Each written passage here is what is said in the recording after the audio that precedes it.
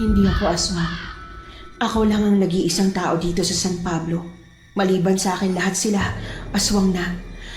Yun ang dahilan kung bakit hindi yan gumagana. May mga pupunta dito, di ba? Mas malakas kesa sa'yo. Manunugis. Ha? Ano bang pinagsasasabi mo? Huwag ka nang magkaila. Alam ko, Rika. Narinig ko kayo kagabi. Pero huwag kang mag-alala. Ako lang may alam. Hindi alam ni Calio ang plano niyo. Mas lalong hindi niya rin alam na yung kakaning kinain niyo kagabi, pinalitan ko. Kaya hindi kayo magiging tulad nila. Ha? Pinalitan mo? Teka, tinutulungan mo kami ni Rico? Bakit? Hindi ba taga rito ka? Kasabwat nila. Tsaka, paano nangyaring hindi ka aswang? Aswang ang papa mo. Hindi aswang ang papa ko.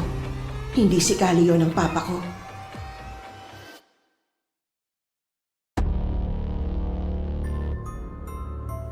Ano ang handa mong gawin para makamit ang pag-ibig? Kaya mo bang sirain ang isang matagal ng pagkakaibigan kung ang kapalit naman nun ay ang makasama mo na ang iyong matagal ng minamahal? Ganyan po ang tema ng ating kwento ngayon. Pero bago ang lahat, kung bago ka pa lang dito sa channel, please like, subscribe, and hit the notification bell para updated kayo sa bawat kwentong ilalabas. May bago tayong storya 3 hanggang 4 na beses sa isang linggo. At ngayon, para sa tampok nating kwento.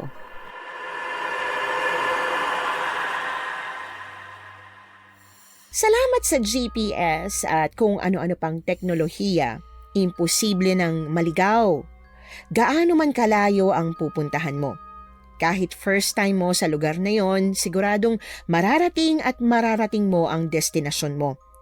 Tuwing ginagamit namin ng asawa ko ang mga GPS na yan, Miss Anne, naaalala ko yung taon na aksidente naming nadiskubre ang baryo ng San Pablo. Hindi po sa San Pablo, Laguna na alam natin ngayon, kundi sa San Pablo, na kilalang baryo na pugad ng aswang. Rico? Rico! Ano? Bakit? Rico ka ng Rico, wala ka naman sinasabi. Ano ba yun? Kung di naman importante, mamaya na lang ha. Nawawala yung focus ko rito sa map eh. Ay, wow! Shhh! Ikang! Katahimikan! Kailangan ko yun para maintindihan tong mapa. Kung ayaw mong abutin tayo ng putukan sa kalsada o sa baryo hindi tayo pamilyar, okay? Shhh! Pagkahablot ko ng mapa sa kamay niya, malakas at naiinis siyang umungot. Ramdam ko ang nanlilisik na tinging pinupukol niya sa akin pero hindi ko yun pinansin. Sa halip, kunot noong tinalunto ng daliri ko ang huling bayang pinanggalingan namin bago ako bumaling sa kanya. Anong sabi sa arko? Sinulyapan ako ni Rico. Halata sa mukha niya na hindi niya matandaan kung ano yung sinasabi kong arko. Yung arkong nadaanan natin kanina. Yung ilang metro lang yung layo. Rico, Rico. Ay naku, Diyos ko, literal na wala pang 3 minuto nung nadaanan natin yun. Hindi mo na maalala? Hindi na nga eh. Teka, sure ka ba? May nadaanan ba tayong ganun? Parang wala akong napansin eh. Sinasabi ko na nga ba eh. Sinasabi ko na. Dapat di na kita sinama o kaya di na lang ikaw yung pinag-drive ko kasi wala kang sense of direction eh. Tapos wala ka na nga ganon, hindi ka pa aware sa paligid. Paano pala kung kuta ng aswang tong napasok natin? Eh di wala na. Barbecue na tayo. Rika, ano ba? Nag-promise ka sa akin, di ba? Nakalimutan mo na ba? Sabi mo bakasyon to. Na di mo ibibring up yung pagiging albularya mo at yung aswang-aswang na yan. Pag nagsalita ka pa ng ganyan. Ano? Anong gagawin mo ha? Iiwan mo ako? Kaya mo? Siyempre hindi. Pero bubusalan ko na yung bibig mo. Naiiling kong tinawanan si Rico bago ako bumaba ng sasakyan niya para hanapin ang arko na alam kong ilang metro lang ang layo mula sa pinaghintuan namin. Ilang saglit pa, sumisigaw na hinabol na ako ni Rico. Childhood friend ko si Rico. Hindi lang basta childhood friend na nakilala ko nung grade school o nung kindergarten, kundi super childhood friend ko. Biro nga ng iba, masyado raw sigurong pasaway ang duo namin sa langit, kaya sabay kaming binaba ng Diyos sa lupa. Gaya namin, best friends din ang mama at papa namin. Bukod doon, pareho kaming pinanganak ng December 31, 1976. Kaya lahat ng life experience ko, life experience niya rin. Ganoon kami kadikit. Akala ko noon pag malaki na kami at mas may isip na, magkakalayo na kami't magsisimulang maghanap ng ibang kaibigan. Pero hindi yon nangyari. Sa pagtanda namin, lalo lang kaming naging malapit sa isa't isa. Umabot na nga sa puntong may kasunduan na kami na sa pagtungtong namin ng 30 at parehas pa kaming single, kami na lang ang magpapakasal. Kami na lang ang magpapamilya. Ha? Anong ha? Ba't ha? Anong meron? Tingnan mo tong arko. Basahin mo. Maligayang pagdating sa San Pablo.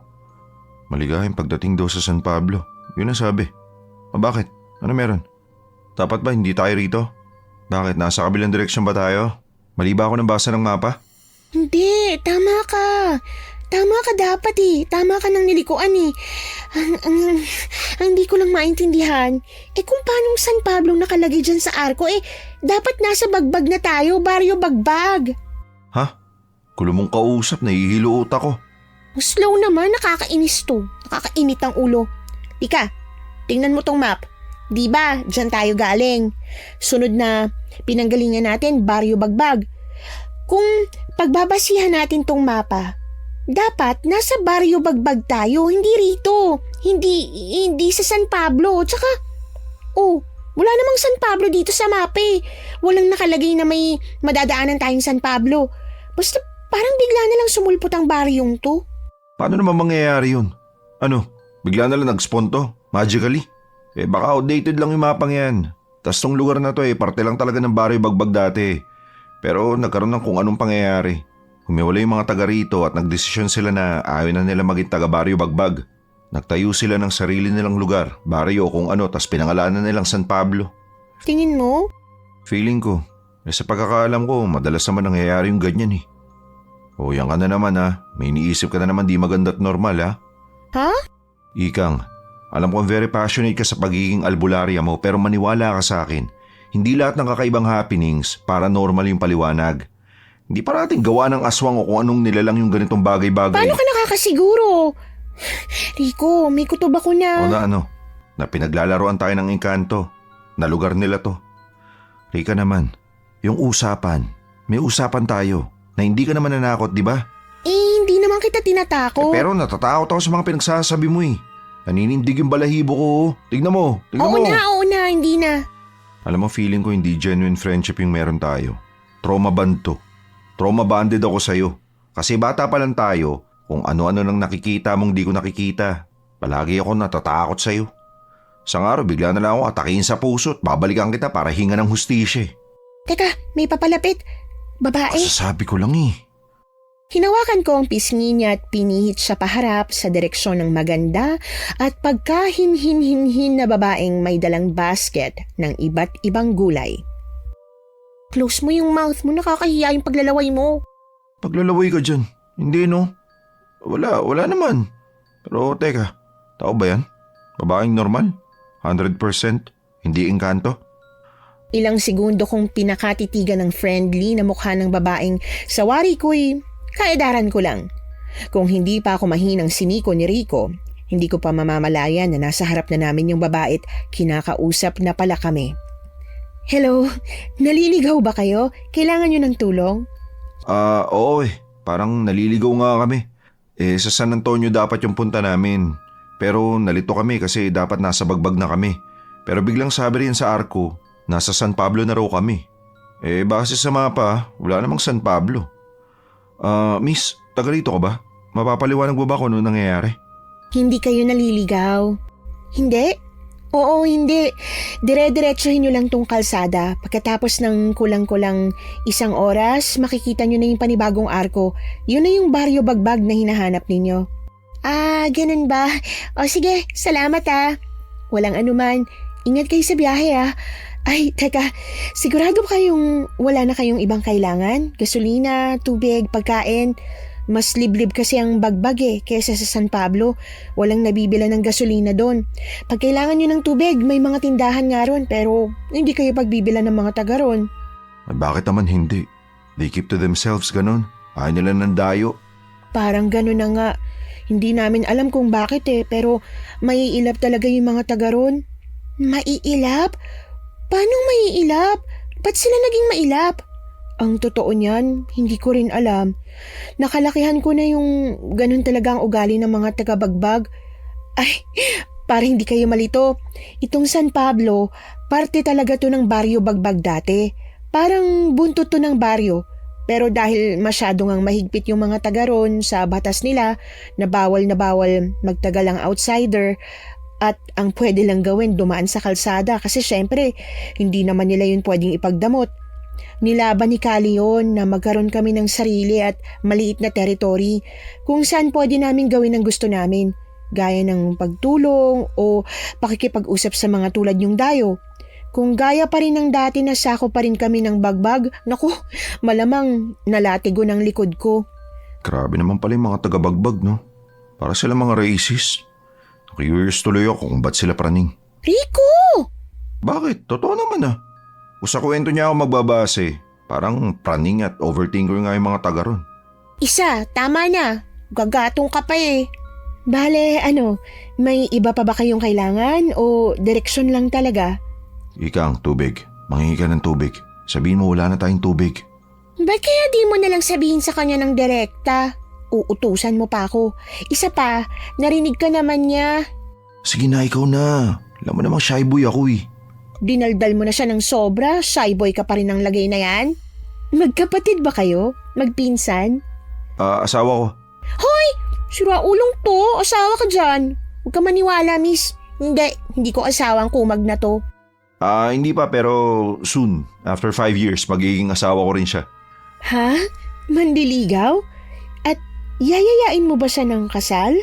After 5 years? Hindi. Pero may usapan kasi kami. Pag single pa kaming dalawa, pag 30 na kami, papakasalan namin ang isa't isa. Gaspang ng ugali niyan Walang lalaki nakakatagal sa kanya, ako lang. Tas ako lagi niyang hila sa adventure niya, kaya malamang pagtungtong namin ng 30, parehas pa kaming single. Ay, Ikang. Ano? Siguro sinasadya mo to, no? Sinasadya mo akong hilahin sa kung saan para wala akong ibang makilala. Para mapakasalan mo ako, no? Para sa lalaking kakadeclare lang na shy boy siya, medyo makapal ang mukha mo, no? Miss, tubig please. Pabili kami ng tubig. Kailangan lang talaga para mahimasmasa naman ang tukmol na to. Oh, sige, sundan niyo ako. Sundan? Oh, malapit lang yung bahay namin. Ilang minutong lakaran lang. Ba't di ka nalang sumakay sa kotse? Tapos turo mo yung daan papunta sa inyo para mas mabilis. Ayaw mo nun? Bakit? Shy girl ka rin? Hindi sa shy girl siya. Nag-iingat lang siya at mukha kasing hindi ka pwedeng pagkatiwalaan Ganon. Sige, ganyanan Ganyanan. Parang wala tayong pinagsamaan Parang di tayo BFF since birth. Bago lumakad yung dalagang papunta sa kanila, nagpakilala pa siya sa amin. Gemma raw ang pangalan niya. At bagay na bagay yon sa itsura at pagiging pino niya. Sa unang tingin, mabilis na mahihinuha ng kahit na sino na payak at simple lang ang pamumuhay sa lugar ni na Gemma. Parehas ang itsura at laki ng mga kabahayan na parabang sinadya ng mga taga ron na dapat walang mas nakakaangat sa kanila at pantay lang sila. Walang mayaman, walang mahirap. Lahat ng tao'y may sapat lang na yaman para makapamuhay ng komportable. Sandali lang lalagyan ko lang to. Ito lang ba talaga ang paglalagyan nyo ng tubig? Oo, yan lang yung lagayan namin Sige, dyan muna kayo Saglit na saglit lang. Hiko, parang sarap tumira dito, no? Parang, napakapayapa nila. Tapos lahat mukhang mababait. Yung mga bata rin, sobrang disiplinado at magagalang. Sa ganitong lugar masayang magpalaki ng anak I do, Rika. I do. Ha? I do ka dyan? Anong I do? Ba't ka nag-I do? Hindi ka ba nagpo-propose? Alam mo, ewan ko sa'yo. Bumunot ako ng 200 sa wallet. Pag-abot nun sa kanya, nalilito niya akong tiningnan. Ano to? Pambili ng kausap ko? Sobra-sobra to. Hindi, pambili yan ng gasolina. Nakita mo yung mga bote sa kabilang kalsada? Gasolina yun. Bumili ka nun, tas ikarga mo sa kotse. Wag na, hindi na kailangan. Kaya pa tayong ibiyahe pa San Antonio ng tangke natin eh. Bumili ka na lang. Mas okay nang may sobra tayong gasolina kaysa maubusan tayo sa lugar na wala tayong mabibilan, no? Paglakad ni Rico para sundin ang utos ko, nakuha naman ng bagong lapag at umuusok pang itlog pugo sa tindahan ang atensyon ko. Piso isa yung pugo. 30 piraso ang binili ko. Bukod sa parehas namin yung paborito ni Rico, pwedeng-pwede rin kasi nung itawid ang gutom namin kaya dinamihan ko na ang bili. Ay, yung asin pwede pakiramihan. Ay wait, may asin ba kayo? Pabili na lang, halagang 20 pesos. Imbis na ibigay ang asing binibili ko o sabihin na wala sila nun, sumigaw yung bata sa tindahan. Paulit-ulit niyang tinawag ang mama niya at hindi siya tumigil hanggang sa puntahan siya nito sa tindahan. Habang yung bata ay malagkit pa rin nakatingin sa akin, bumulong siya sa mama niya. Nagtatakang nagsalubong ang kilay ko. Bago ko maibukang bibig para ulitin ang tanong ko o usisain sila kung meron bang problema, sinenyasan na ng babae ang anak niya na pumasok sa loob ng bahay. Magandang hapon po, ate. Bumili kasi ako ng pugo sa anak ninyo. Manghihingi sana ako ng asin eh. Kung hindi naman kayo nagbibigay ng asin, pabili na lang. 20 pesos. Promise, kung anong sinabi ko sa'yo, yun din yung sinabi ko sa anak mo. Wala akong ginawa. Hindi ko nga alam kung ba't takot na takot siya sa akin eh. Pagkatapos niyang sabihin na wala silang asin, bigla na lang niyang sinarado ang bintana. Bahagyang nakabuka ang labing umatras ako palayo ng tindahan. Pagpihit paharap sa likod, napahawak ako sa dibdib nang bumulaga sa akin si Gemma, bit-bit ang pang-isang taong jug ni Rico. Oh, ayos ka lang ba? Nagulat ba kita? Pasensya na, hindi ko sinasadya. Hindi, okay lang, ayos lang. Sigurado ka? Maupo ka kaya muna, parang kailangan mong maghabol ng hininga eh. Nakita mo ba yung nangyari? Kung paano ako pinagsarahan ng mag-ina? Hindi ko alam kung mali ba ako ng kita eh o talagang natakot ko sila. Natakot sila sa akin? At hindi ko alam kung bakit. Wala naman akong ginawa eh. Wala rin ako sinabing nakaka-offend. Nanghihingi lang ako ng asin para sa pugo ko. Hayaan mo na. Huwag mo nang pansinin. Wala yun. Wala yun. Pero Gemma, takot na takot sila. As in, horror level talaga ng takot talaga. Para silang nakakita ng aswang. Galing bagbag kasi ang pamilyang yan. Parang 2 linggo pa lang sila dito. Kaya hindi pa sila sanay na makisalamuha sa dayong gaya mo. Pero huwag ka mag-alala.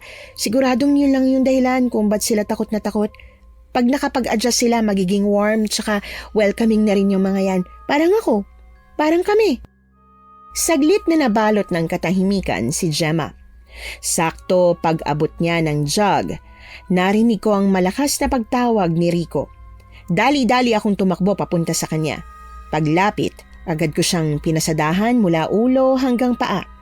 Pagkakitang ayos lang siya, para akong nabunutan ng tinik. Gusto mo ba akong atakihin sa puso ha? Kung makasigaw ka, akala mo may nangyari sa'yo? Talo mo pa yung nakakita ng aswang at susugurin ng aswang? Ano ka ba naman, Rika? Pag basisigaw ko para tawagin ka tinga ng tulong dahil agad sa aswang, di ba pwedeng naflatan tayo? Ano? Naflatan tayo. Ha? Paano nangyari yun? Paano pa? Di natusok ng kung ano yung gulong natin. Malamang. Ang ibig ko sabihin kailan pa? Paano? Pagsakay natin galing sa may arko, chinek ko pa yung mga gulong natin eh. Baka may nagulungan kayong kung ano nung papunta na rito.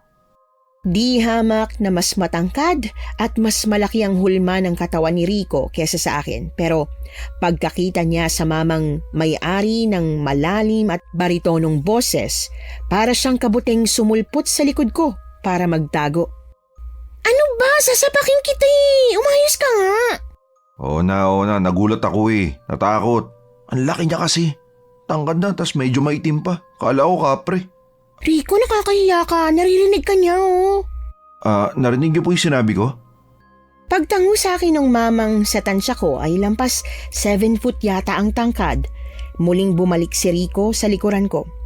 Pagtawa ni Gemma, sakalang mas gumaan ang paligid at nawala ang bigat na dala ng hangin. Huwag kang mag-alala, Rico. Hindi magagalit si Papa. Sanay siyang marinig yan eh. Sa tangkad, tsaka sa laki ng katawan niya. Tas hilig pang manigarilyo. Parati talaga siyang napagkakamalang kapre. Minsan nga, pinantatakot siya ng mga nanay sa mga anak nilang makukulit eh. Tignan mo, nagagalit ka sa akin eh. Tama naman pala yung first impression ko. Pagkakamalan siyang kapre. Kasi para siyang kapre. Yung tangkad at pagiging mamasal niyo po yung ibig ko sabihin na may tobacco po ba kayo? Kasi mukha kayong kapre, gawa ng mukha niyo eh.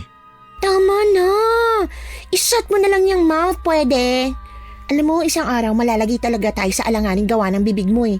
Dapat nga yatang bawasan ko ng pagsama sa'yo sa iba't ibang lugar.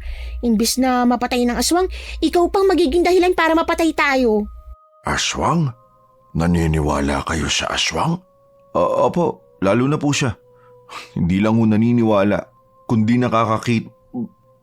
Pagkatapos kong takpan ang bibig niya, naintindihan din ni Rico sa wakas na ayaw kong ipaalam niya sa mga estranghero ang tungkol sa pagiging albularya ko. Nakakita na po kami isang beses pero nakatakas eh. Sa awa ng Diyos, di na ulit nasundan yung engkwentrong yun. Buti na lang ho talaga. Teka, may aswang po ba rito? Wala. Kung nababanggit ang aswang dito, para lang matakot ang mga bata na wag nang lumabas sa gabi. Buti naman. Tong sasakyan nyo, anong plano nyo rito? Di nyo naman to pwedeng ibiyahe ng ganito. Yun nga po eh. May alam mo ba kayong vulcanizing shop na malapit? Meron dito isa. Yun, buti na lang. Pwede niyo po bang ituro sa amin? Merong isa. Kaso biglang namatay sa TV si Dado kaya nagsara. Pag magpapavulcanize kami, dumadayo pa kami sa bagbag. Bagbag? Pero di ba Gemma, sabi mo mailap sa mga dayo yung mga taga ron? Paano yun? Pa, sige na, pumayag ka na. Tulungan mo sila. Ikaw na magdala ng gulong nila sa shop ni Kuya Atong. Pag ikaw ang magpapavulcanize, buvulcanize nila yan eh. Aayusin nila yung gulong. Ano pa nga bang magagawa ko? Alangan namang hayaan ko na lang sila rito. Konsensya ko pa kapag may nangyari sa kanila.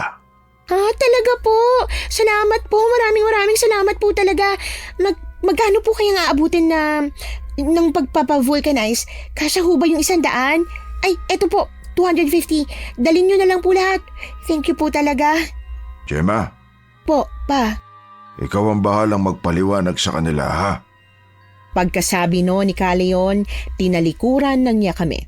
Naguguluhang sinundan ko siya ng tingin hanggang sa makapasok siya sa bahay nila bago ko binalik ang tingin ko kay Gemma.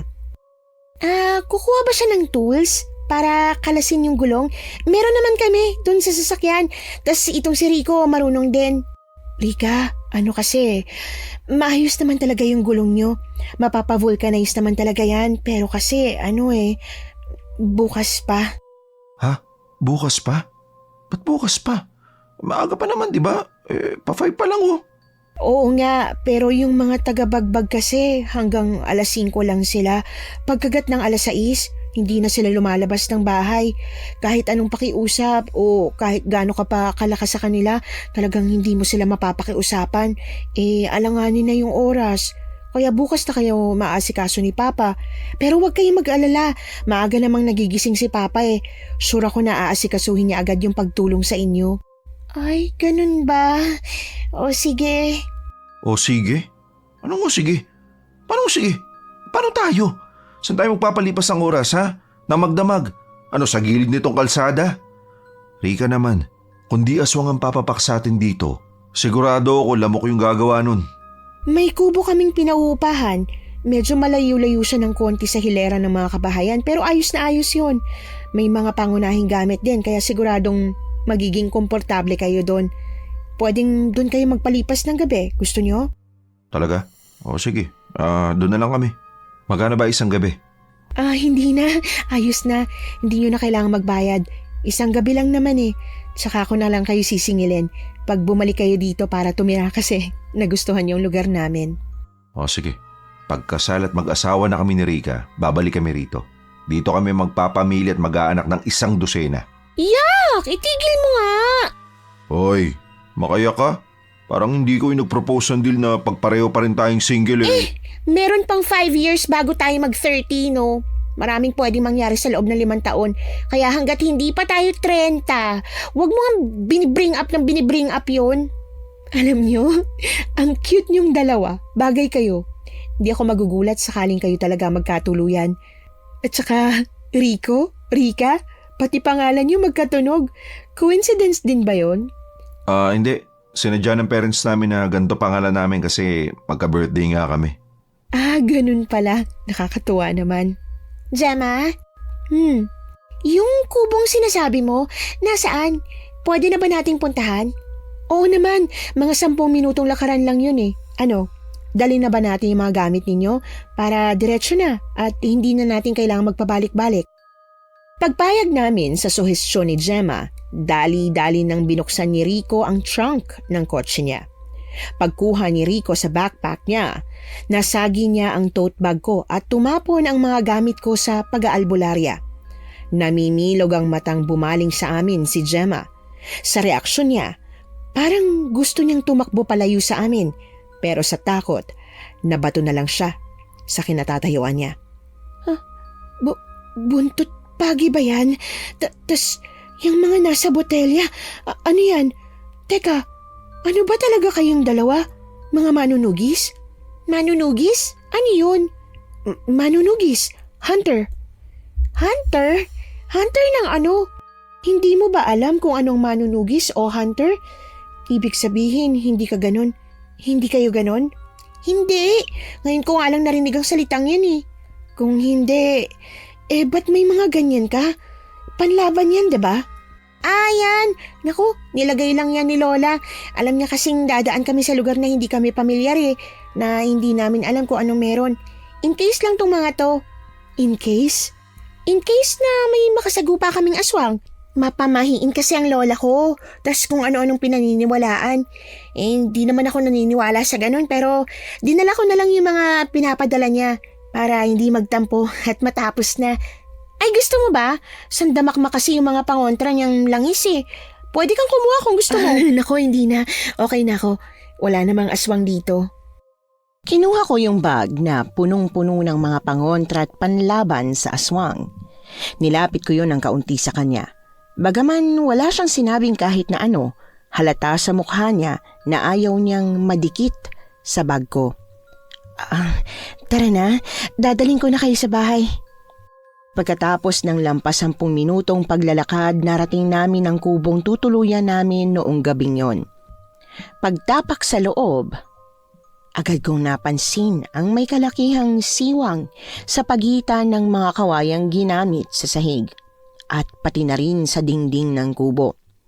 Bago pa mapansin ni Gemma na masyado kong kinikilatis ang tutuluyan namin, bumaling na ako sa ibang parte ng bahay.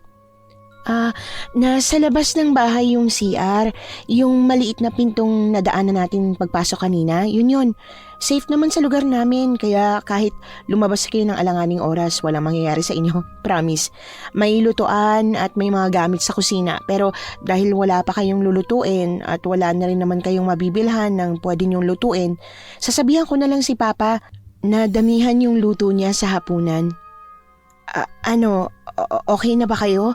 Kung oo, iiwan ko na muna kayo para makapagpahinga. Tapos, babalikan ko na lang kayo pagkaluto para makapaghapunan na rin kayo. Ika nga okay ka na? Wala ka nang itatanong sa kanya o gamit na hihingin?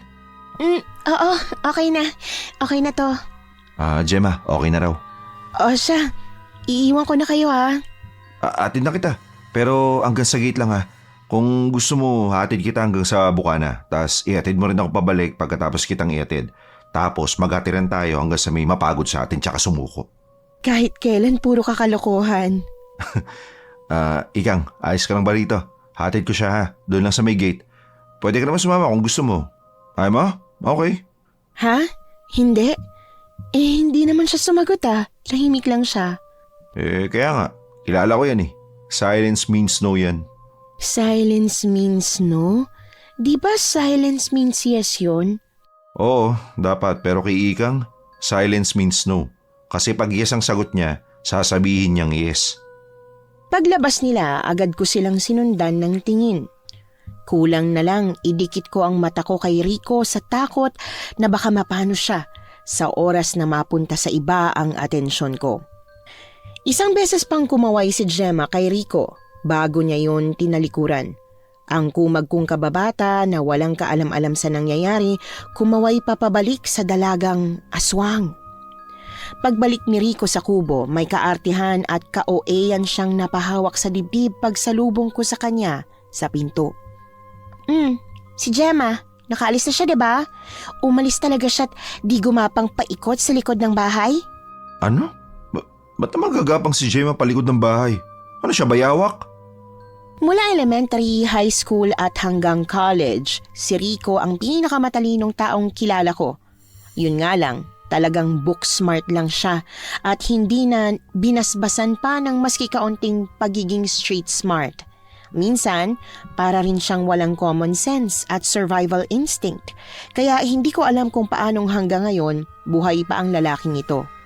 Sa takot na baka mahalata ni Gemma na natunugan ko na aswang siya at ang papa niya, pinlano kong wag nang sabihin kay Rico na stuck kami sa baryong pugad ng mga aswang. Psst! Uy! Ba't ang tahimik mo? Tas kanina pa salubong ang kilay mo. Ay, oo nga pala. May tatanong ako sa'yo tungkol kay Gemma. Kay Gemma?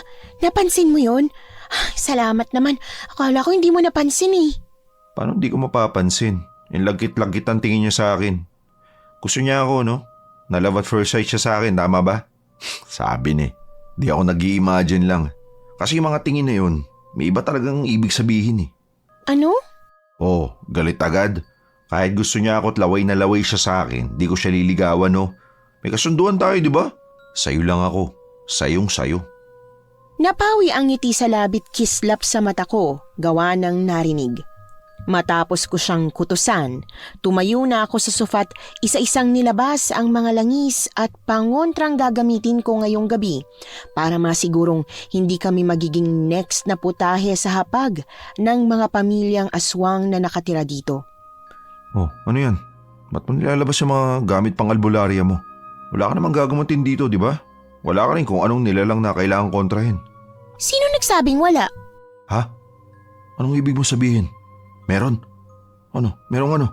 Meron kang kailangang gamutin o meron kang kailangang kontrahin? Parehas. Ha? May kailangan akong gamutin at may kailangan akong kontrahin. Sino tano naman? Yung gagamutin ko, ikaw.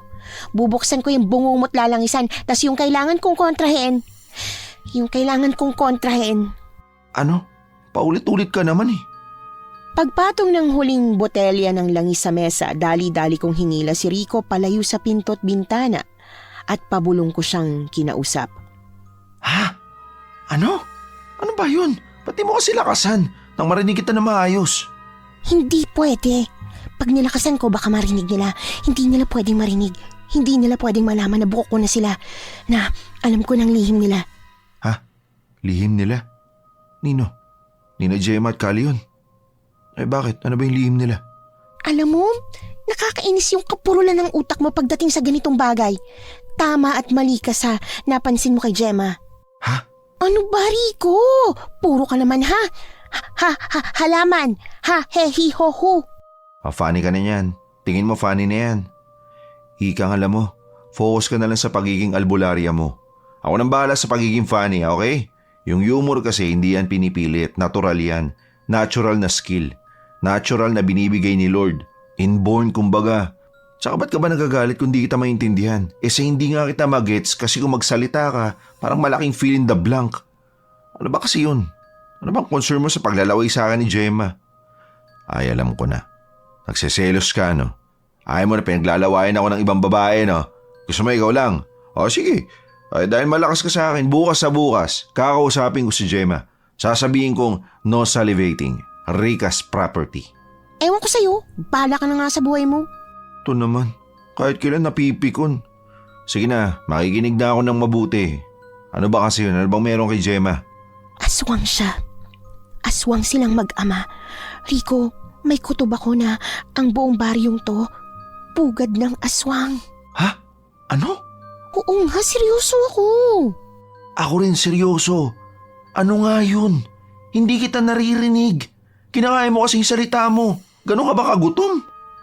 Sa inis, piningot ko ang tenga niya bago ko tumingkayad at sa eardrum niya na mismo binulong ang kailangan niyang malaman.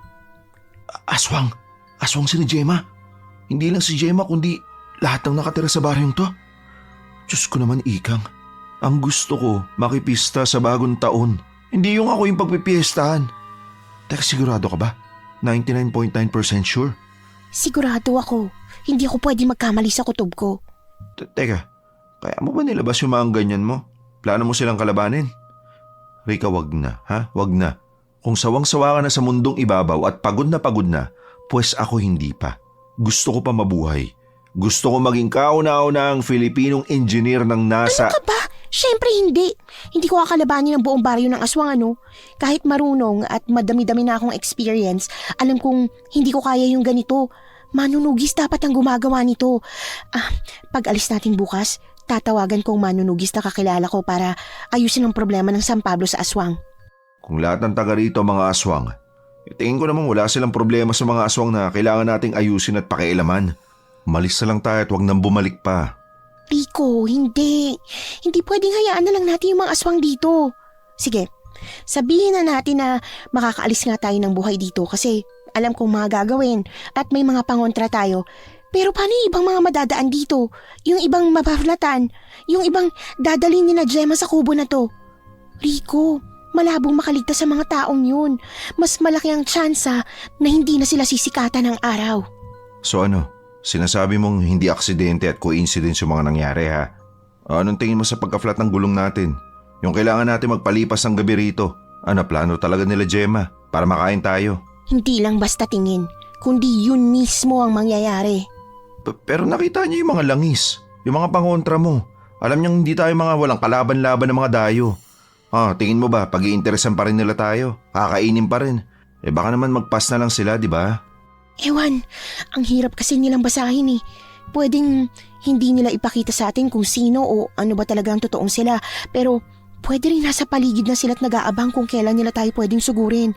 Rico, kailangan natin maghanda. Kailangan nating maging alerto. Paano? Paano ang gagawin natin? Anong kailangan kong gawin? Sabihin mo lang. Matapos ko siyang utusan na pahira ng pangontrang langis ang pinto at mga bintana, katawan naman namin ang kinuskusan namin nun. Makapangyarihan ang langis na dala ko pagkat binabaran niyo ng mutya ng bawang. Kaya parang asido ang epekto ng simpleng langis na yon sa mga aswang na tulad ni Gemma. Ikang, natutulog ka ba? Ikang, tulog ka ba? Diyos ko naman, Ikang. Magiging Noche Buena na tayo ng mga taga San Pablo, nagawa kang pang matulog. Relax yan. Relax ka na anumang oras mula ngayon. Pwede tayo maging kuntsinilyo, ha? Rico, pwede ba yung bunganga mo? Napakaingay. Bading ka ba ha? Nakapikit lang ako pero hindi ako tulog. Gising na gising ako no. Gusto ko lang pumikit para makapag-relax naman ako kahit papano. Pagmulat ko ng mata, huli na. Nakabalik na si Rico sa dati niyang pwesto. Gaya ko, nakasandal na rin siya sa pader ng kwarto, nakapikit na parang walang nangyari. Kung hindi ko napansin ang pamumula ng pisngi niya, maiisip ko sanang pinaglalaroan lang ako ng utak ko na hindi niya naman talaga ako hinalikan at guni-guni ko lang ang lahat. Pagmulat niya, nahuli niya pa akong paulit-ulit na hinahaplos ang labi ko. Pipikit na sana siya ulit nang bigla kong hablutin ang t-shirt na suot niya. Hinalikan mo ako nang walang paalam?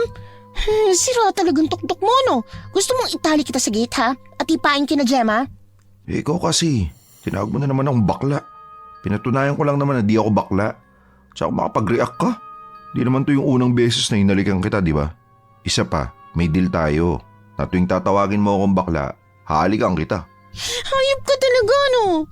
First kiss ko yun eh. Balik mo yun. Balik mo. Balik mo. Akin na.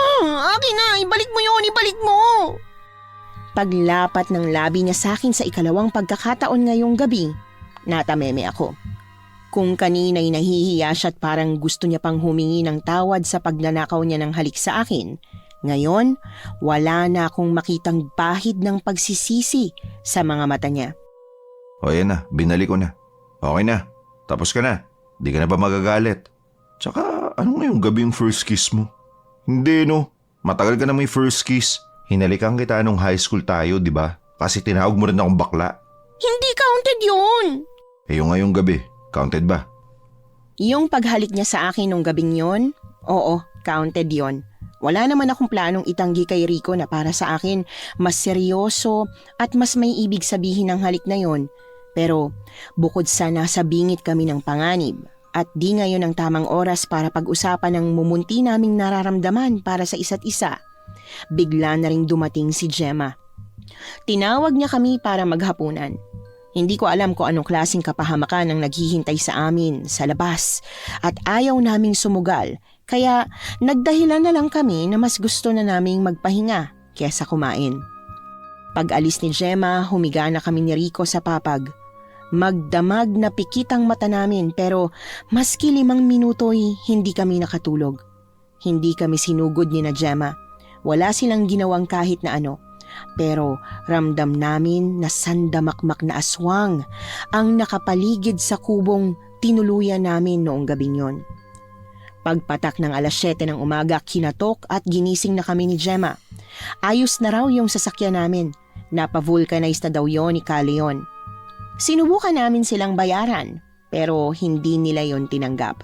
Sabi lang nila mag-ingat daw kami sa biyahe papunta sa kung saan man kami pupunta. Rico! Rico, saglit! Rico, teka lang! Ano, bakit? Ano ba yun? Sabihin mo na lang kasi, ayaw kong bagalan yung takbo nitong sasakyan eh. Mamaya biglang magbago yung isip ng mga aswang na yun. Kainin tayo kung kailan may araw na... May sasakyan. May parating na sasakyan. Si Kali yun ang kasama. May dayo. May bagong mga dayo. Rico, balik tayo. Bumalik tayo. Kailangan nila ng tulong natin. Rico, balikan natin sila. Isama na natin sila. Isama? Paano natin sila isasama? Ano sasabihin natin para sumama sila? Napugad ng aswang ang baryong to. Igang hindi yun maniniwala.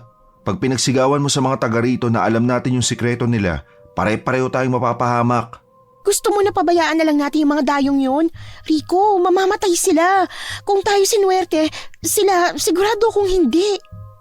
Kahit anong pagmamakaawa at pakikiusap ko kay Rico, hindi niya ako pinakinggan at pinagbigyan. Galit na galit ako sa kanya nun. Hindi ko alam kung paano niya nalunok at naatim na pabayaan ng kung sino mang nakasakay sa sasakyang yon. Pero nung nahimasmasan ako, naintindihan ko na rin ang gusto niyang mangyari. Hindi sa wala siyang puso at pakialam sa ibang tao. Sadyang delikado nga lang at tsak na walang makakalabas sa amin ng buhay sa San Pablo kung nagpadalos-dalos kami. Nung nasa mas ligtas na kaming lugar, agad niya akong inalo. Nangako rin siyang babalik kami sa bayan na yon para tapusin ang problema sa aswang at nang matigil na ang paghahasik nila ng lagim. Ano? Nakontak mo na yung manunugi sa sinasabi mo? Ano sabi? Mapupuntahan ba nila yung baryong yun? Kailan daw? May tinatrabaho pa sila eh. Meron pa? Saan? Kailan daw matatapos yun? Gaano pa katagal? Hindi ko alam. Ha? Hindi ko alam kung ilang araw o linggo pang aabutin nila bago matapos ang trabaho nila sa kung saan. Hindi ko naman sila nakausap eh. Ha? O di mo nakausap? Paano mo nalaman na may trabaho sila? Kasi patay yung cellphone nila at hindi sila makontak. Patay lang naman ang cellphone nila pag may mission sila. Nag-aalala kong tiningnan ni Rico. Sabay tanong kung anong plano ko. Kung susubukan ko na lang ba silang tawagan ng tawagan hanggang sa sumagot sila. Oo, tas nag-text na rin ako. Pagbukas nila ng phone, mababasa nila yon. Sinabi ko na rin naman sa text kung ano ba yung nangyayari sa baryong yun at kung nasan yun. Okay. Akin na nga rin pala yung number ng manunugis na yan. Susubukan ko rin silang kontakin. Ilang segundo rin siyang naghintay na idikta ko ang number ng kilala kong manunugis. Nang mapagtanto niyang may iba pa akong plano, dahan-dahan siyang nag-angat ng tingin sa akin. Rico, sige na. Sige na please, pumayag ka na. Rika naman, Diyos ko naman talaga oo. Hindi nga ako pumayag nung una, nung nandun pa tayo. Tas tingin mo, ngayon nandito na tayo sa lugar kung saan tayo ligtas, papayag ako na magdadrive ako willingly pabalik sa sinumpang baryong yun. Hindi, ayoko. Rico. Rico ang ibig sabihin ng ara sa pangalan ko. Yung sa'yo Rika, hindi Rizal. Kaya pwede ba, wag na tayo magpakabayani. Iwan na natin yung role na yung kay Rizal. Isa pa, hindi mo na to scope, di ba? Di mo na field of expertise to. Ba't ba gusto mo pang gawin? Rika, my dear friend, sige na. Hayaan mo na yung mga manunugis mong kakilala yung humarap sa problemang to. Nang ma-realize ko na hindi ko nga talaga siya mapapapayag kahit umiyak pa ako ng dugo, hindi ko na siya kinulit pa. Kung ayaw niyang sumama, ayos lang. Pero hindi kaya ng konsensya ko na pikitan na lang ang nangyayari sa San Pablo. Pag nagawa ko yon, patuloy kong mapapanaginipan yung mga nabibiktima at mabibiktima pa ni Gemma. Pagkagat ng kalaliman ng gabing inayos ko na ang lahat ng langis na pangontrang pwede kong dalhin, kasama ng mga asin na plano kong ibenta sa mga dayo. Para kahit papaano ay may pamproteksyon sila sa sarili nila pagdaan ng San Pablo. Bago lumabas ng bahay, sinilip ko pa si Rico sa kwarto niya. Himbing na siya at kahit yata kidlatan hindi siya magigising. Kaya laking gulat ko nang biglang may humablot sa akin nung papalabas na ako sa gate. Ano ba? Nakakagulat ka naman eh. Gusto mo ba akong atakihin sa puso? Anong gagawin mo? Ano yung nasa likod mo? Anong laman yung bag? Wala ka na roon. Rika, hindi. Anong hindi? Babalik ka ng San Pablo, di ba? Kakalabanin mo si Gemma. Susubukan mong iligtas lahat ng pwede mong iligtas, tama? Rika, nasiksiraan ka na ba talaga, ha? Hindi pwede. Ayoko. Hindi ako payag. Ay, sino ka dyan? Sino ka po? Kahit lumuha ka pa ng dugo hindi pa rin kita susundin, no? Wala kang karapatang pagbawalan ako. Eh, di bigyan mo ako ng karapatan. Pakasalan mo ako. Pakasalan mo na ako. Total, dun din naman yung punta natin. Gawin na natin ngayon. Sira bang tuktok ko, ha? Ba't naman ako magpapakasal sa'yo? Ba't kita bibigyan ng karapatan na pagbawalan akong gawin ang gusto kong gawin? Rico, makinig ka, ha? Pinagbigyan kita na hayaan na yung mga dayo sa San Pablo kasi hindi lang naman buhay kong malalagay sa panganib pag nagpadalos-dalos ako, pati yung sayo. Pero ngayon ligtas ka na, karapatan kong magdesisyon at masunod. Sige na, pakasalan mo na ako. Imbis na makipagtalo at makipagdiskusyon sa lalaking parang sirang plaka na ayaw akong seryosohin, malalim akong bumuntong hininga at pilit na nagpumiglas sa kanya. Binitiwan ako ni Rico. Nakakailang hakbang pa lang ako na habol na niya ako. Bigla siyang lumuhod sa harap ko at naglabas ng singsing. Lalo akong nairita. Nang hilahin ko ang tenga niya, sinangga niya ang kamay ko. Sa bilis ng pangyayari, namalayan ko na lang na naisuot niya na sa daliri ko yung singsing. Kung seryoso ka sa gusto mong gawin, ako rin seryoso. Gusto kitang pakasalan. Kung gusto mo makabalik ng San Pablo para tulungan yung mga dayong madaraan doon, kailangan mo akong pakasalan. Ano? Yun lang yung paraan para di nila tayo pagdudahan. Ano? Ng pusa naman, oh. Nakakainis talaga pag puro ano lang yung sinasabi sa'yo ng kausap mo, no? Sorry. Pero hindi ko kasi talaga gets ang plano mo eh. Naalala mo yung sinabi natin kay Gemma na parang masayang magsimula ng pamilya at mamuhay sa bayan nila. Naniwala siya ron, di ba? Tas di niya rin naman alam na albularya ka. Ang alam niya lang, may mga kapangyarihan kang langis na pwedeng panlaban sa kanila. Kaya ang naisip ko na pag bumalik tayo ron, magsimula kunwari tayo ng pamilya natin. Hindi nila tayo pagdududahan. Patutuloy nila tayo at magagawa mo kung anong gusto mong gawin. Yun yung dahilan kung ba't pilit mo kung inaalok na pakasalan ka? Oo. Babalik ka ng San Pablo? Sasama ka sa akin? Kahit takot na takot ka sa aswang? Eh ba't naman hindi? Ikang, yung takot ko sa aswang, dewende, engkanto, kung ano pa mang lamang lupa yan, kaya kong lunukin. Pero yung pabayaan ka na ikaw lang sa ganong kadelikadong lugar? Hindi, no? Sanggang dikit tayo. Soulmates, di ba? Oh. Ramdam kong nagulat si Rico pagkatapos ko siyang biglang yakapin.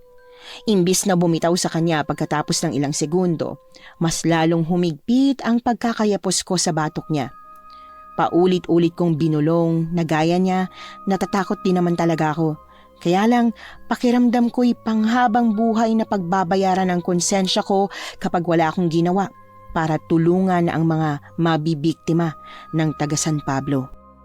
May mga kukunin lang ako gamit sa loob. Dito ka lang muna, ha? Muna.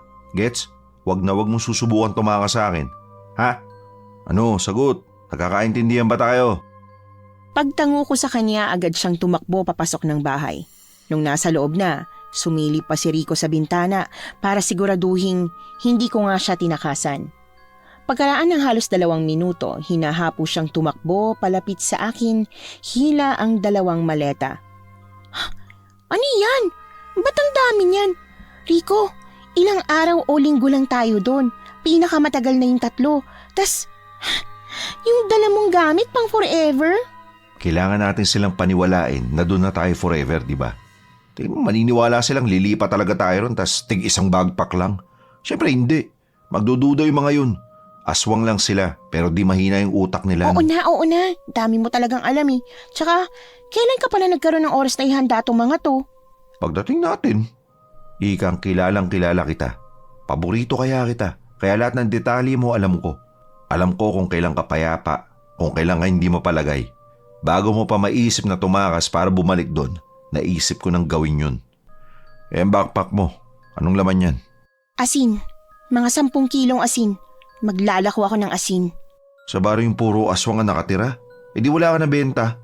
Alam kong wala akong mabibenta, pero sa ganong paraan, malalaman ko kung sino-sino ba talaga ang aswang sa San Pablo. Mamaya kasi may mga tao din naman doon. Tao sa baryo ng aswang. Tatapang naman nila, para silang alamat. Hindi ko na pinansin ang huli niyang sinabi. Dumiretso na ako sa sasakyan niya at kinarga ang mga gamit namin. Para makumpirma kung talaga bang style ni na Gemma ang kunwaring pagtulong sa dayong napapadpad doon, sinadya namin ni Rico na mas lumang sasakyan ng papa niya ang gamitin pabalik ng San Pablo at hindi nga kami nagkamali. Excuse me, naliligaw ba kayo? Kailangan nyo ng tulong? Kahit na tubig o gasolina. Sa sunod na bayan kasi pagkatapos nitong sa amin wala na kayong mabibilhan ng tubig o kahit gas. Tsaka hindi nila kayo pagbebentahan. Maiilap kasi yung mga tagabagbag sa dayo. Tinted ang bintana ng sasakyan ng papa ni Rico, kaya kahit kitang-kita namin si Gemma, hindi niya kami aninag. Pagbaba ko ng bintana, bumalatay sa mukha niya ang gulat pagkakita sa amin. Agad akong bumaba ng kotse na para bang miss na miss ko siya. Pagyakap sa kanya, bumaling ako kay Rico na kabababa lang din. Mahal, Sino magsasabi? Ikaw o ako? Magsasabi ng ano? Anong meron? Anong ginagawa niyo rito? Ha? Ba't parang hindi ka masaya na nandito kami ulit? Akala ko ba sabi mo, pwede ka naming dalawin anytime. Hindi. Hindi naman sa hindi ako masaya na makita kayo. Nagulat lang ako kasi wala pang 1 linggo nung nakaalis kayo dito. Tsaka, anong tinawag mo sa kanya? Mahal? Kayo na ni Rico? Oo, salamat sa tulong ng San Pablo at lahat ng nakatira dito. Ma-realize namin na hindi na namin kailangan maghintay na mag-30 kami. Pwede na kami magpakasal kasi pareho naman namin gusto't mahal ang isa't isa. Kaya yun ang plano. Magpapakasal kami dito. Titira dito at magkakapamilya dito. Yung kubong tinuluyan namin noong nakaraang linggo, meron na bang umuupa doon? Kasi kung wala pa, ayos lang ba na sa amin na lang yun? Rerentahan namin. Doon namin gusto. Sandali! Tarantang sunod-sunod na napalunok si Gemma at mariing napapikit matapos niyang aksidenteng mapakita ang pagiging agresibo niya. Pagmulat ng mata niya, malamlam na yon at ang boses niya'y punong-puno na naman ng lambing. Sorry, hindi ko sinasadya. Ang bilis-bilis mo kasi magsalita eh. Hindi kita maintindihan. Gusto niyong makasal ni Rico dito? At lumipat. Dito namin gusto magkapamilya. Pwede naman, di ba? Wala yung kaso sa inyo. Tsaka lahat naman, welcome rito, di ba? Oo, lahat welcome dito. Pero bilang kapitan, kailangan nyo pa rin magpaalam kay Papa. Kailangan pagbotohan ng mga taga rito ang paglipat nyo. Kung walang tututol, edi ayos. Makakalipat kayo at magiging magkababaryo na tayo. Baka pwede mo naman kaming ilakad sa papa mo. Sige na, Gemma. Ikaw na makiusap para sa amin, please. Please. Ayaw mo ba nun? Magiging magkapit-bahay na tayo. Tapos pag nagkaanak na kami ni Rico, ikaw yung kukunin naming ninang. Ang saya-saya nun, di ba? Susubukan kong kausapin si Papa tungkol sa pagtira nyo dito pero wala akong mapapangako Talaga? Salamat. Thank you. Thank you talaga. Gaya nung una naming pagtatagpo, Hindi pa rin siya sumakay sa sasakyan ni Rico at pinili niyang maglakad papunta sa bahay nila. Pagkakita sa itim na SUV, agad kaming nagkatitigan ni Rico. Nang makita ang sticker ng 3 batang stickman, 2 stickman na mga magulang at isang aso sa likod ng SUV, nanlumo ako. Pamilya ang pinakabago nilang biktima. Pinangunahan ako ng galit. Gusto kong abutin ng bagkot pagsasabuyan ng asin sina Gemma. Pero pinigilan ako ni Rico. Ikang yung plano. Alalahanin mo yung plano at biniling sa'yo na manunugis. Di ba sabi niya huwag kang gagawa ng kahit na anong ikapapahamak natin, di ba? Na kailangan lang nating manahimik at makisalamuha sa mga taga rito at iligtas ang pwedeng iligtas. Na ilang araw lang naman nandito na rin sila. Pero nahuli tayo. Pumalpak tayo, Rico. Hindi tayo pumalpak. Nahuli tayo ng dating, oo. May bago silang nabiktima. Pero sila na yung pinakahuli. Sisiguraduhin natin na wala nang susunod sa pamilyang yun, ha? Rika. Oo. Mangako ka sa akin. Mangako kang hindi ka magpapadalos-dalos. Hindi pwedeng mabulilyaso yung pinagagawa sa atin ng kaibigan mong manunugis, okay? Ano, nakikinig ka ba? Hindi tayo pwedeng pumalpak. Kasi pag pumalpak tayo, mas marami pa yung mabibiktima ng mga taga San Pablo. Naintindihan mo ba? Naintindihan ko. Rika, Oo. yung mukha mo. Huwag mong pahalatakin na Gemma na asiwat ang didiri ka sa kanila, ha? Oo nga, hindi nga. Default facial expression kaya yung gamit ko. Bahagyang pinihit ni Rico ang rearview mirror sa gawi ko, sabay tanong kung yun daw ba ang default facial expression ko. Hindi na ako nakipagmatigasan at nagdahilan. Inayos ko na ang hilatsya ng mukha ko at nung tingin kong tulad na yun ang dati, saka ako lumabas ng sasakyan. Sa bahay muna kayo. May dayo na naman kasing nasiraan ng sasakyan kahapon eh. Makina yung diferensya. Sila yung umuko pa ng kubo. Aalis na rin sila ngayong tanghali kasi okay na yung sasakyan nila. Pero lilinisan ko na muna yung kubo bago nyo matuluyan May yun. sumpa bang kalsada sa baryo nyo? Ha? Sumpa? Oo, sumpa. Lagi kasing may nasisira ang dayo eh. Sa sobrang dalas, nagmumukhang modus yung nangyayari. Modus? Joke yun. Nagjo-joke lang siya. Pangit lang yung pagkaka-deliver niya kasi di naman talaga funny yung taong to eh. Pero joke lang yun. Paghawak ni Rico sa kamay ko, mahina niya yung pinisil. Umisang hakbang si Gemma papunta sa kanila. Pagharap niya sa amin pagkatapos noon, agad na nakipagngitian si Rico sa kanya. Ikang nangako ka. Yung mukha mo ayusin mo. Isipin mo na lang na nasa school theater pa rin tayo tuma-acting. Please lang ha, galing-galingan mo sa pag-acting. Huwag mo tayo papahamak kasi ayoko pang mamatay. Gusto ko pa na magkaroon tayo ng mini-me at mini-mo.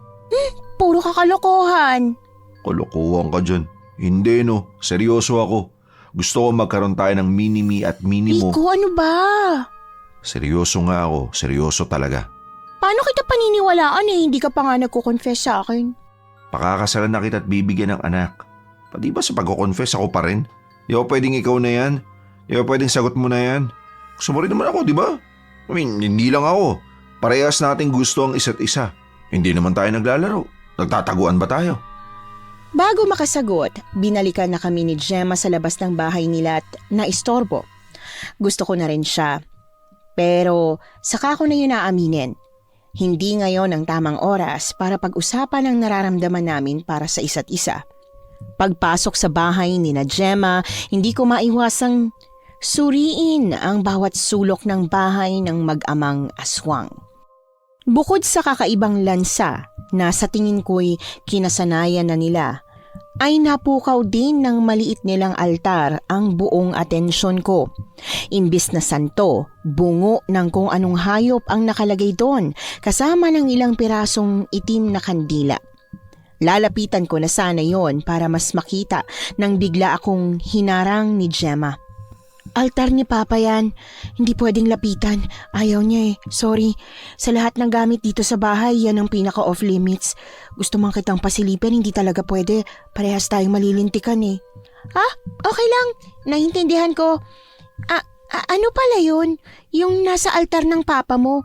Bungo yun, di ba? Bungo ng ano? Ano pang reliyon nyo? Mahirap ipaliwanag eh. Basta iba, hindi ko rin alam kung ano sasabihin ko. Mas okay kung si Papa na lang ang magpapaliwanag sa'yo. Magpapaliwanag ng ano? Teka, di ba sila yung nabutasan ng gulong nung nakaraang linggo? Anong ginagawa nila rito? Hinila ni Gemma ang papa niya papasok ng kwarto. Rinig namin ni Rico ang pagbubulungan nila pero hindi namin maintindihan kung tungkol saan ba yon. Paglabas ni Gemma ng kwarto, agad kaming umakto na parang hindi namin pinakikinggan kung ano ang nangyayari sa loob. Gemma, ano? Anong sabi ng papa mo? Pwede ba kami rito? Payag ba siyang lumipat kami ng San Pablo? Oo daw, pero sa isang kondisyon. Kondisyon? Anong kondisyon? Kailangan yung magpabinyag at umanib sa relihiyon namin. Yung Panginoon namin sa altar na nakita ni Rika kanina, kailangan nyo yung tanggapin bilang Panginoon ninyo. Ha? Lahat kasi kami rito, tulad ng kay Papang relihiyon. Ayaw ni Papa na may ibang sinasamba yung mga nakatira dito eh. Yun lang naman ang kondisyon niya. Pag pumayag kayong magpabinyag, mamaya. Kasi saktong bilog at buwang buwan. Bukas na bukas din, parte na kayo ng komunidad ng San Pablo. Kung hindi kayo payag, kailangan nyo nang umalis.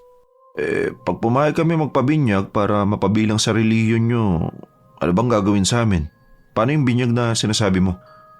Pagkamot pa lang ni Gemma sa ulo niya, alam ko na agad na ang ibig sabihin nun ay hindi niya pwedeng sabihin sa amin ang mismong proseso. Ang tanging paraan lang para malaman kung anong mangyayari sa binyagan ay kung papayag kaming mabinyagan. Sabi ni na Asvo, sila raw ang bahalang magtamat umayos ng kung anumang mangyayari sakaling mapasubo kami. May tiwala ako sa kanya at sa pamilya niyang puro manunugis, kaya kahit takot akong mabinyagan at maging parte ng kung anong relihiyon ni Nakaleon, pikit mata at pigil hininga kaming pumayag ni Rico. Akala ko'y susugatan kami sa kamay, itatali o di kaya'y paiinumin ng kung ano. Pero ang tanging ginawa lang ni Kaleon para mabinyagan kami ni Rico ay ilublob kami sa tagot mahiwagang batis sa likod ng kawayanan. Pagkatapos noon, may pinakain silang itim na kakanin. Hindi namin kinwestiyon kung ano yon, basta't sinubot, pikit mata namin yung nginuya. Pagkaubos, nagsigawan at nagdiwang ang lahat ng taga San Pablo. Kung anumang pagdududang meron sina Gemma at Kaleon sa amin, nawala yon matapos naming lunukin ang huling butil ng kakaibang kakanin. Pagkatapos ng seremonya ng pagbibinyag, hinatid na kami ni na Gemma sa kubong titirhan namin. Hindi gaya ng dati, wala ng mga mapupulang matang nagbabantay sa paligid. Tanging ako, si Rico at ang bilog na buwan lang ang kasama ko noong gabing yon. Uy, may nakuha ka bang signal? Wala pa rin eh. Ikaw ba? Meron? Wala rin eh. Kahit isang bar ng signal, wala. Bukas sasama raw ako ni Kalio ng mga aso para magkaroon na tayo ng pagkain. Dadaling ko tong phone at baka may mahagip akong signal sa kung saan kami pupunta. Sakaling may matanggap akong kahit na ano galing kina Asvo, sasabihan na lang kita. Sabay kaming natahimik ni Rico matapos naming marinig ang pagpasok ng text sa kanya-kanya naming phone. Pagkakitang kay Asvo galing ang message, muli kaming nagkatinginan bago namin yon binasa. Malakas at sunod-sunod na lumabas ang malulutong na mura mula sa bibig ni Rico. Kahit na alam ko na kung ano yung nabasa niya sa text, ginusto ko pa rin yung makita. Tama ako. Iisa lang ang text ni Asvo sa aming dalawa. Anong gagawin natin? Anong ibig sabihin nun? Ano mangyayari? Ba't kasi putol-putol yung text niya? Ba't di niya agad sinama sa bili niya na dapat di natin kinain yung kahit na anong ibinigay ni Gemma? Ano na ngayon? Anong ibig sabihin nito? Aswang na rin tayo. Aswang na tayo kasi kinain natin yung kakanin. Mambibiktima na rin ba tayo ng mga dayong mapapadaan dito ha? Rico, sandali. Kumalma ka pwede. Kumalma ka nang makapag-isip ako. Paano ako kakalma? Ikang, nayanggaw tayo. Kumain tayo ng pagkain galing sa aswang. Kaya magiging aswang na rin ako. Tayo. Magiging aswang tayo. Bukas makalawa, kakain na ako ng laman loob. At di sa lutong dinuguan ha, kundi ng tao. Hilaw, yung may dugo-dugo. Tas gusto mo kumalma ako? Paano ko gagawin yun? Sinisisi mo ba ako sa nangyari? Tingin mo kasalanan ko, ha? Pinigilan kitang sumama dito, di ba? Sabi ko ako na lang, pero nagpumilit ka. Isa pa, wala tayong choice, no? Pag hindi natin kinain yung kakanina yon, makakatunog sila. Malalaman nila na may iba tayong pakay. Mapapatay tayo. Dire-diretso akong nagmarcha pabalik sa kubo. Pagkakita sa bag kong may mga pangontra at panlaban sa aswang, nanginginig ang kamay kong dinampot yon. Bago ko yun mabuksan, inagaw na yon ni Rico. Oh, ano ba? Ano bang gagawin mo? Isa lang ang solusyon para makumpirma natin kung aswang na ba tayo o hindi pa. Ano? Sabuhin natin ng pangontrang langis at asin yung isa't isa. Diyos ko naman, Ikang. Nagbibiro lang ako. Yun lang ang paraan para malaman natin. Tsaka, konti lang naman. Konting-konti lang. Wisikan mo ko, Rico. Bilis na. Teka, hindi natin yung kailangan gawin. Yung mga langis na to, binabad to sa mutya ng bawang, di ba? Oo nga. Galing to kina Asvo eh. Ang sabi niya, pag may aswang sa paligid, kukulo ang langis. Pero hindi siya kumukulo. Ibig sabihin ba nun, hindi tayo mga aswang? Oo, hindi pa. Pasag trip ka rin no? Napaka-pessimist mo. Hindi pa. Na para bang ang goal natin maging aswang, imbis na maging tao pa rin. Para makumpirma kung tama ba ang hinala namin na hindi pa nga kami aswang, binuksan ko ang botelya ng langis. Nagwisik ako ng konti sa palad ko. Nung wala akong naramdaman maski konting hapdi, tuwang-tuwa akong yumakap kay Rico. Yayakap na rin sana siya sa akin nang biglang tumunog ang phone ko. Si Asvo yon. Tapos na raw yung trabaho nila sa Siargao, kaya pupunta na sila ng San Pablo para ayusin ang problema ng lugar na ito sa aswang. Kahit nakakain kami ng kakaning galing sa aswang, nabuhayan ako't nagkaroon ng pag-asa na magagawa ng paraan ni Asvo na hindi kami magiging aswang ni Rico bago pa tumalab ang pangyayanggaw na nagawa sa amin. Pagkat nabunutan na ako ng tinik sa dibdib, nagawa kong sundin ang plano namin ni Rico kinabukasan. Sumama si Rico kina Caleon na mga aso. Habang inisa-isa ko naman ang mga bahay para paglakuan ng asin ang mga pamilya.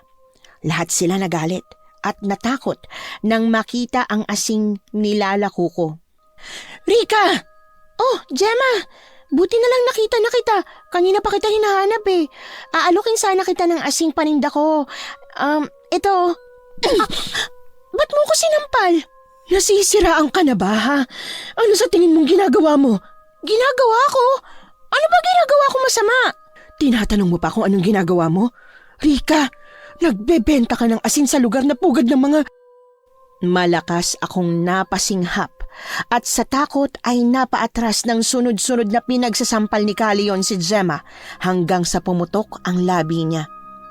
Pagtumba ni Gemma, imbis na tulungan ng unika ihay, sinabunutan niya pa ito bago ito galit na iniwan sa gitna ng kalsada. Paglampas sa amin ni Caleon, hinawakan ako ni Rico't iuuwi na sana sa bahay nang bigla akong magpumiglas para tulungan si Gemma. Pumalag siya't pilit na winagwag ang kamay ko sa braso niya, pero dahil nanghihina, kinailangan niya ang tulong ko. Ay, nakalimutan natin magdala ng first aid kit. Yun pala iniiwan natin. Paano kaya to? Kailangan malinis ang sugat ni Gemma. May puno ng bayabas sa bukana. Rico, kumuha ka ron. Pakikuluan. Yun na lang ang gagamitin ko panlinis sa sugat ko. Sige na, kumuha ka na. Ako nang bahala dito. Sigurado ka? Oo nga, sige na. Paglabas ni Rico, muli kong kinalkal ang bag ko para kumuha ng panyo. Paghawak ko ng bag ko na may langis na pangontra, napatingin ako kay Gemma. Aswang siya. Aswang siya kaya dapat kumukulo ang mga langis na yun pero hindi. Hindi yun kumukulo.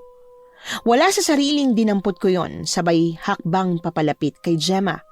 Sa kalagitnaan ng pagtataka ko kung bakit walang nangyayari sa langis, bigla siyang nagsalita. Hindi ako aswang. Ako lang ang nag-iisang tao dito sa San Pablo. Maliban sa akin lahat sila, aswang na. Yun ang dahilan kung bakit hindi yan gumagana. May mga pupunta dito, di ba? Mas malakas kesa sa'yo. Manunugis. Ha? Ano bang pinagsasasabi mo? Huwag ka nang magkaila. Alam ko, Rika. Narinig ko kayo kagabi. Pero huwag kang mag-alala, ako lang may alam. Hindi alam ni Kali yon ang plano niyo. Mas lalong hindi niya rin alam na yung kakaning kinain niyo kagabi, pinalitan ko. Kaya hindi kayo magiging tulad nila. Ha? Pinalitan mo? Teka, tinutulungan mo kami ni Rico? Bakit? Hindi ba taga rito ka? Kasabwat nila. Tsaka, paano nangyaring hindi ka aswang? Aswang ang papa mo. Hindi aswang ang papa ko. Hindi si Kali yon ang papa ko. Ha? Hindi siya? Teka, huwag mong sabihin na tulad ka rin ng ibang mga nabibiktima ng mga taga San Pablo. Dayo ka rin? Gaya niyo, napadaan lang din kami sa bayan na to. Ang akala namin tulad lang to ng ibang baryo na nadaanan namin, pero biglang sumabog ang gulong namin. Kung anong nangyari sa inyo nung unang beses na napunta kayo dito, ganon din ang nangyari sa amin, ng kapatid ko. Ang pinagkaiba lang, hindi nakaligtas ang kapatid ko. Dito sa kubong to kami pinatuloy. Pagkatapos namin maghapunan, nakatulog agad kami sa pagod. Nagising na lang ako na napatay ang ate ko. Patay na siya. Kinain siya ng mga aswang. Ikaw, paano ka nakaligtas? Paanong hindi ka nila pinatay at kinain? Kamukhang kamukha ko ang anak ni Kalion. Sobrang kamukha ko.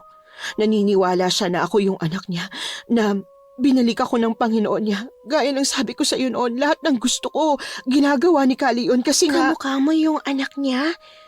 Pero kung pinakatatangi ka niya, gawa ng pinapaalala mo sa kanyang anak niya, paano kanya nagawang saktan kanina? Tingin mo ba nagdududa na siya? Hindi dapat. Kung hindi ka nagbahay-bahay para magbenta ng asin sa mga aswang ng San Pablo, hindi niya matutunugan na hindi kayo ordinaryong dayo. Hindi na dapat kayo pagdududahan, lalo na't nabinyagan na kayo at akala niya magiging kauri niya sa susunod na kabilugan ng buwan. Pero dahil sa ginawa mo... Alam niya na naparito kami para lupigin sila. Sunod-sunod na tumango sa akin si Gemma. Kumabog sa takot ang dibdib ko. Pinilit kong ikalma ang sarili ko, pero parati akong napupunot na lulunod sa takot. Nung hindi ko na alam kung anong gagawin, napangunahan na ako ng pagpapadalos-dalos. Muli akong lumapit kay Gemma.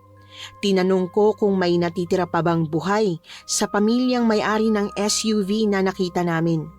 Pero wala na raw.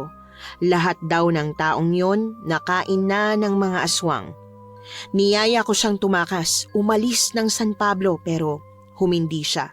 Gustuhin niya man, alam niyang matutunton at matutunton din siya ni Kalion. Bukod sa mahahanap siya ay hindi na rin daw kami makakalagpas sa lupain ng San Pablo dahil malamang sa malamang ay may mga aswang nang naghihintay sa amin sa arko at boundary ng San Pablo at Bagbag.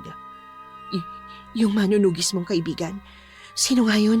Ano ang pangalan nun? Asbo? Kailan sila darating? Mamayang gabi kaya? Tingin mo darating sila mamaya? Maliligtas kaya nila tayo? Rika, buhay pang mga magulang ko. Siguradong hinihintay nila ako makauwi. Siguradong hanggang ngayon hinahanap pa rin nila ako. Gusto ko nang makauwi sa amin. Gusto ko makabalik sa amin. Pero pag nalaman ni Kali yun ang pinagagagawa ko, na pinagtataksilan ko siya, hindi niya ako mapapatawad. Papatayin niya ako. Kahit kumukha akong anak niya, papatayin niya ako. Hindi tayo mamamatay. Lalaban tayo. Oo, mas marami sila, mas malakas. Pero may mga panlaban din naman tayo eh. Yung mga langis, kayang-kaya sila nito't may asin tayo. Ilang oras na lang kakagat na ulit ang dilim. Habang hinihintay namin na makabalik si Rico, hinanda na namin yung kubo. Binuhusan namin ng pangontrang langis ang palibot ng bahay. Sa dami ng langis na kailangan, naubos namin ang lahat ng baon namin at tanging yung sandamakmak na asin na lang ang natirang pwede naming gamitin bilang dagdag na proteksyon. Mahina akong napamura nang matanaw ko si Rico pabalik kasama si Kalion. Sa takot na baka maamoy ni Kalion ang pangontrang langis bago makapasok si Rico sa bahay, taranta ko siyang pinituhan. Mabuti na lang at alam na alam pa rin ni Rico na SOS ang ibig sabihin ng pagpito ko. Mabilis siyang tumakbo papuntang kubo. Nang mapagtanto ni Kalion kung anong nangyayari, na natunugan na namin ang plano niyang dispatsahin kami ngayong gabi, humabol siya kay Rico. Naabot niya ang paa ni Rico. Habang pilit na nilalabanan ni Rico si Caleon, buong tapang kaming lumabas ni Gemma ng kubo. Hinawakan ko si Rico at buong lakas na hinila papasok sa parte ng bahay na protektado ng langis. Habang si Gemma ay galit at gigil na sinabuyan ng asin si Caleon. Paglapat ng butil nun sa balat ng matanda, napilitan siyang bitiwan si Rico. Ano sa tingin mo ang ginagawa mo, Iya, ha? Napagbuhatan kita ng kamay. Pero alam kong alam mo na hindi ko yung sinasadya. Nagulat lang ako, anak. Bumalik ka na sa akin. Bumalik ka na kay Papa. Tayo ang pamilya, hindi ba? At ang pamilya... Hindi mo ako pamilya! Hindi mo ako totoong anak! Nakalimutan mo na ba? Patay na ang anak mo. Ikaw mismong pumatay sa kanya, di ba? Pinatay mo siya kasi aalis siya ng San Pablo kasi tatakas siya at hindi niya tanggap ang pagiging aswang niya. Hindi. Hindi totoo yan. Hindi yun gagawin ni Ina. Hindi niya ako iiwanan. Hindi ako pumatay sa kanya. Hindi ako kundi yung mga manunugis. Kinuha nila siya at pinatay. Leon, alam kong alam mo kung anong totoo.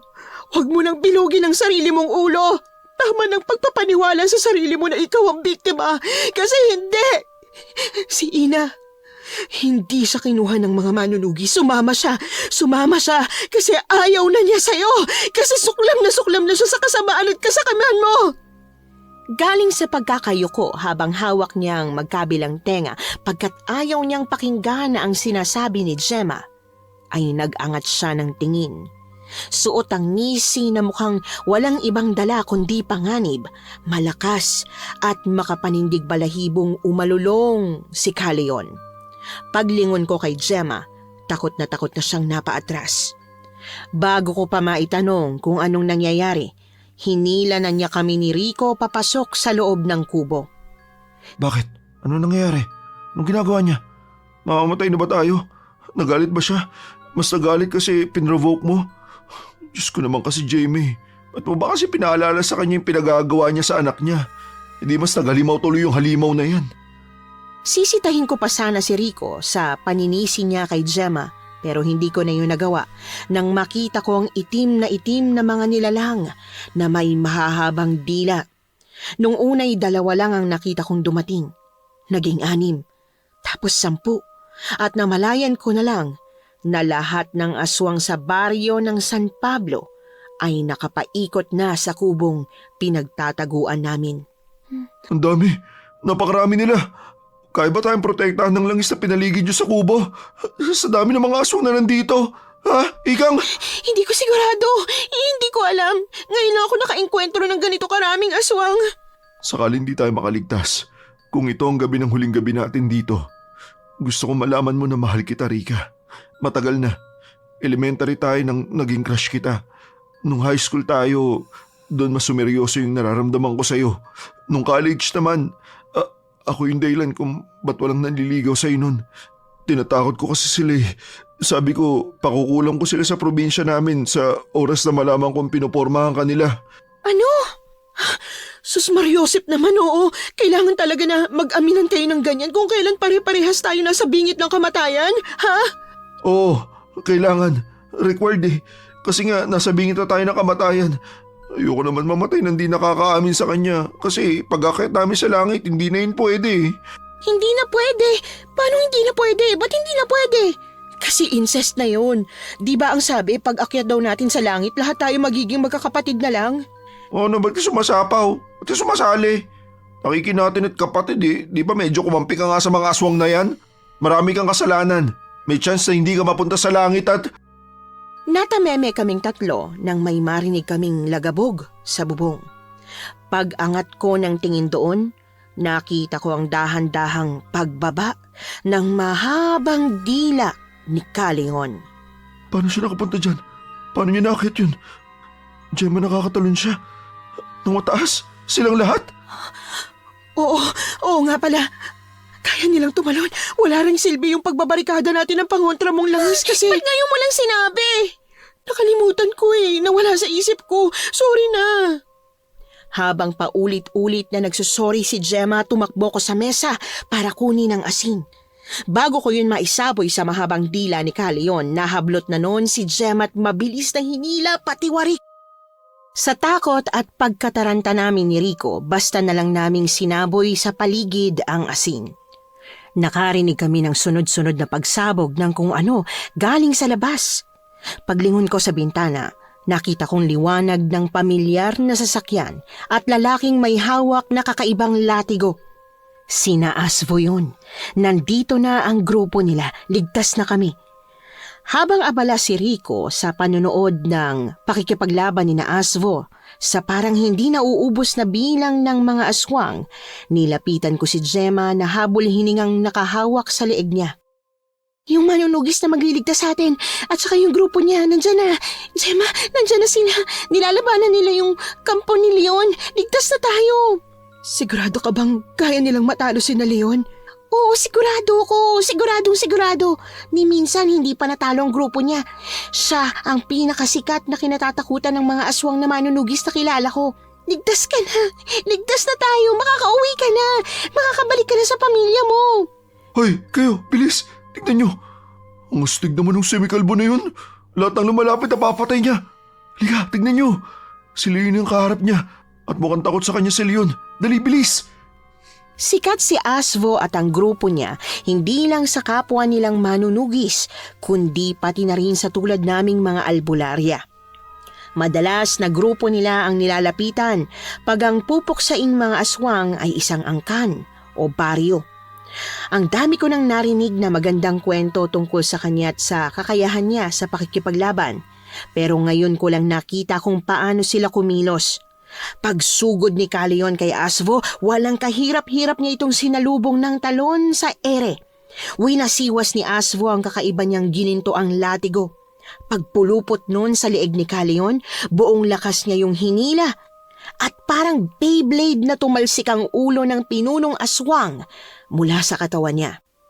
Sa pagkamatay ni Caleon, nagsiatrasa na ang kampo niya. Pero malinis magtrabaho ang grupo ni Asvo. Hindi sila tumigil hanggang sa matunton nila ang kahuli-hulihang aswang ng San Pablo. Ito na yun. Ito yung address na binigay mo sa San Pablo. Ito na yung bahay nyo. Ano, Gemma? Tama ba si Rico? Ito na ba yung sa inyo? Oo, ito na nga. Taon na mula nung huli kong nakita ang bahay namin. Pero wala pa rin pinagbago. Parang sinadya ni na mama na huwag baguhin ang kahit na ano sa bahay namin para kung uuwi kami. Ako, madali ko pa rin silang mahahanap. Sige na, umuwi ka na. Siguradong matutuwa sila pag nakita ka nila. Siniguro namin ni Rico na ligtas na makakapasok si Gemma sa bahay nila bago kami nag-drive pa uwi sa bahay namin kung saan kami hinihintay ng mga magulang namin. Habang binabaybay ang kalsada pa uwi, hinawakan ni Rico ang kamay ko't ilang saglit pa, hinalikan niya yon. Pagdating sa bahay, wala na siyang sinayang na oras. Agad niya nang hiningi ang kamay ko kina mama. Miss Ann, kinasal kami ni Rico nung sumunod na taon at nagkaanak pagkalipas ng panibagong taon. Isa lang po ang anak namin. Bukod sa parehas kasi kaming busy sa kanya-kanya naming trabaho, nahirapan din ako sa panganganak. Kaya hindi niya na pinasundan kahit na gusto ko sanang may kapatid ang unika iha namin. Hanggang ngayon po, kaibigan pa rin namin si Gemma at Asvo. Parehas na silang pamilyado. Si Gemma nakapag-asawa ng foreigner at nasa ibang bansa na, habang si Asvo ay ganun pa rin. Tumutugis pa rin siya ng aswang na nagtatago sa iba't ibang parte ng mga liblib na probinsya. Ang huli po naming balita, pinalitan na daw ang pangalan ng baryo ng San Pablo. Hindi ko alam kung ano nang bagong tawag sa lugar na yon. Ang sigurado ko lang, wala nang dayong mapapahamak sakaling maligaw sila sa lugar na yon. Nagustuhan niyo po ba ang ating kwento ngayong araw? Kung oo ang sagot at hindi mo pa nagagawa, aba, subscribe na! Click the notification bell ha, para updated ka sa tuwing maglalabas kami ng bagong kwento. Click like at mag-iwan na rin ng comment. Masayang-masaya ako tuwing nagbabasa ng messages mula sa inyo. At kung may sarili kayong karanasan na gusto nyong ibahagi sa amin, email lang sa missanhorrorstories@gmail.com. dire-diretso lang, missanhorrorstories@gmail.com. Malay nyo, sa susunod, yung kwento na ninyo ang binabasa namin para sa ating mga tagapakinig. Hanggang dito na lamang muna at muli po, ito po ang inyong si Miss Anne. Nagpapasalamat sa inyong patuloy na pagmamahal at pagsuporta.